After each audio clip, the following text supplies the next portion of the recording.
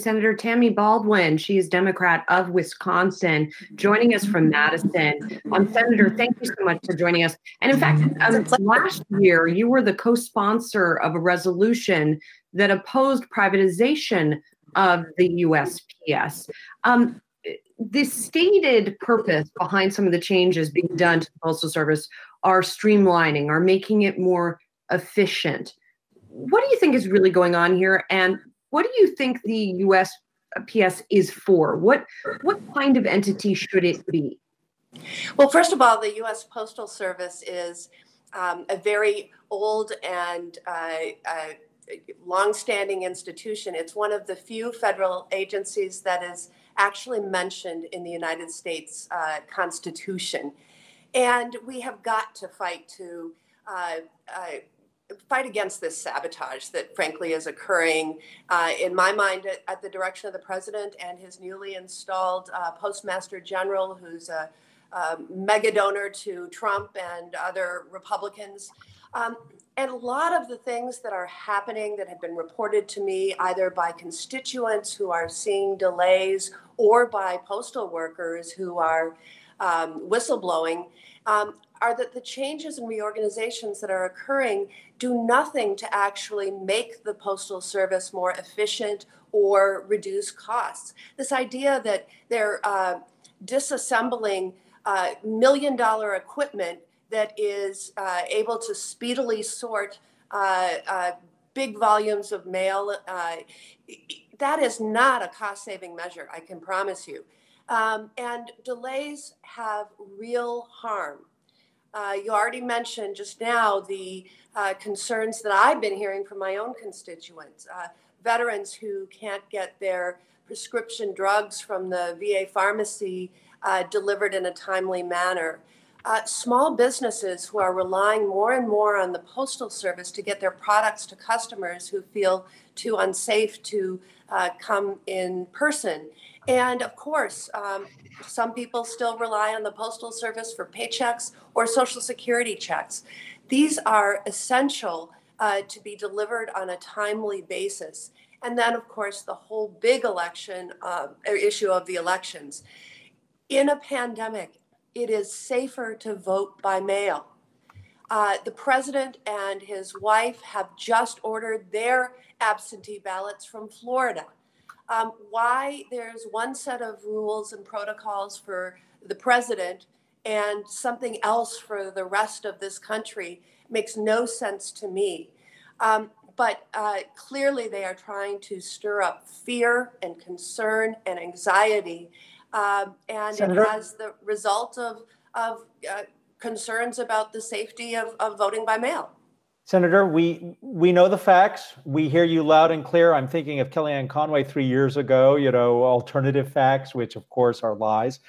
Got to ask you, forgetting the facts, what can Congress really do? If the Senate under Mitch McConnell doesn't act, what gets done? Well, I do think that there are a couple of promising things. First of all, it was the outcry of a bipartisan group of lawmakers last week that resulted in bringing to a halt this new Postmaster General's removal of the stationary blue postal boxes. They observed on the ground post boxes being removed. And the Postmaster General has now reversed course and will not be doing that. The public outcry is going to be a very significant factor in getting action. So what needs to happen? There need to be hearings in both houses, and the Inspector General of the Postal Service is already engaged in a thorough review of what's been happening. The House this week is expected to mandate that none of the reorganization that's occurring affect the standards that exist for the expectation of timely delivery of mail. And beyond that, we really need to get this new Postmaster General testifying under oath. The Senate committee that oversees the Postal Service is the Homeland Security and Governmental Affairs Committee. My senior senator, Ron Johnson, has not moved yet to bring in the Postmaster General. I believe he should be subpoenaed if he refuses, but at least the ranking Democrat on that committee has opened an investigation, which is ongoing. Hi, Senator Baldwin. Jessica Smith here. I wanted to ask about stimulus negotiations. I know, obviously, Congress was not able to come to a deal, and President Trump took a few executive actions. And I wanted to talk about the unemployment insurance. It puts a lot of the burden on the states. What are you hearing in your state about that program? Is Wisconsin going to take part in that? Is this something that the state systems can handle?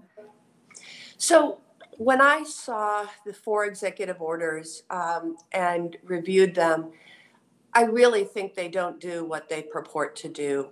It was a false hope that was released at a photo op event at the Bedminster Golf Club that Trump was golfing at that weekend.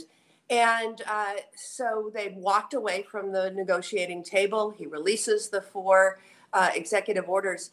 The one that is focused on assisting those who are unemployed by reason of this pandemic is unworkable for most states. It requires a 25% contribution from the states, although no additional stimulus has been directed to the states. Many have seen a vast reduction in revenues because of the pandemic and the slowing of the economy. They can't afford that contribution. If that weren't enough, it sets up this new program through FEMA, not the Department of Labor, which runs the federal portion of the unemployment insurance program. And so you're basically building a new program from scratch. Even states that are eager to participate say it would take perhaps 2 to 3 months to stand this up. And the amount of money that has been identified and allocated by the president for the federal share would last maybe 4 to 5 weeks, and then it would be exhausted. This is really a fantasy. I think it was more of a photo op and holding false promises before the American people, who many of whom are, after the CARES Act unemployment insurance funding came to an end, are desperate, are really desperate, unable to pay bills, rent, facing eviction, struggling to put food on the table. This is unacceptable. And all I can do is hope that the true situation will become apparent to this president and Republicans in the Senate, and they will get back to the negotiating table, because we stand ready and willing to meet them. Senator Baldwin, hi, Rick Newman here. I want to ask you about the presidential race. But first, some of us are curious about the statue over your right shoulder. We think it might be Bill Clinton, but we can't tell. Who is that? That is Fighting Bob LaFollette. I'm so glad you asked. It's a bobblehead. Here we go. Fighting Bob LaFollette. I sit in the very same Senate seat that he held a century ago. He was a Republican, and he founded the Progressive Party. And he was one of those great progressives. So I am a big fan. And this is autobiography and biographies. Just a little side note about. But I actually, we're going to talk presidential politics. We can. Well, let me. Can I ask the question first? Sure. You are in a swing state, Wisconsin, and Joe Biden has mostly campaigned from his home in Delaware. Does he need to get out in the swing states and other parts of the country and campaign in a more or less conventional way, or can he do this, mostly from Delaware? Well, first, let me just draw the stark contrast right now between a Democratic National Convention being hosted starting tonight in Milwaukee, Wisconsin, but mostly virtual, because Democrats and Vice President Biden are following the science and listening to the health professionals, and they don't want to put residents of the state of Wisconsin or delegates to the convention at risk of contracting or spreading the coronavirus. In stark contrast, President Trump is flying to Wisconsin this afternoon. He's going to have an in-person rally. We so remember the rally he had in Tulsa, Oklahoma, where participants not wearing masks became ill. One supporter of his died as a consequence of contracting the coronavirus. That is not leadership. And I think Wisconsin voters see that. But additionally, in this virtual age, we can do state-specific campaigning, and Vice President Biden's campaign and Vice President Biden himself has participated in numerous events focused on our state, whether it's dairy farmers in western Wisconsin or a Milwaukee rally. I and many of my colleagues have been promoting the Build Back Better platform that would revive the manufacturing economy in our state.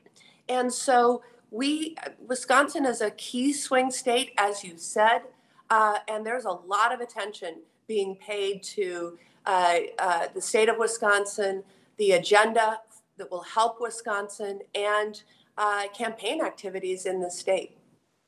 Well, Senator Tammy Baldwin, we thank you very much for joining us virtually, as well as fighting Bob LaFollette behind you. Appreciate that. Hey investors, Zach Guzman here. Are you interested in learning more about the markets and getting the latest financial news? Well, then click right here to subscribe to our Yahoo Finance YouTube channel.